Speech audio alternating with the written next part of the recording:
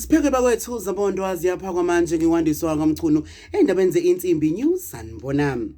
Izangoma zezulu sezixwayise izakhamuza kwaZulu Natal ngamakhaza azoshubisa umkanje kulezi izinsuku kuphela ezilandelayo. Lamakhaza amsana nemvula kulindele ukuthi ke agubhazele sonke isifundazwe salapha ekhaya kwaZulu Natal.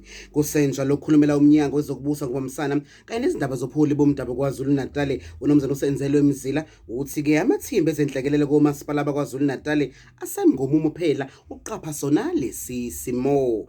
Niyazi ke bakwethu ukuthi kwanda kwaliwa umthakathi na kanjani ke siyithimba le-Insimbi News siqhubha sinithathe sinibeke ngokwenza la emhlabeni sakhile niqhubeke nje inhlani nathi phela ningalinge ninyakaze.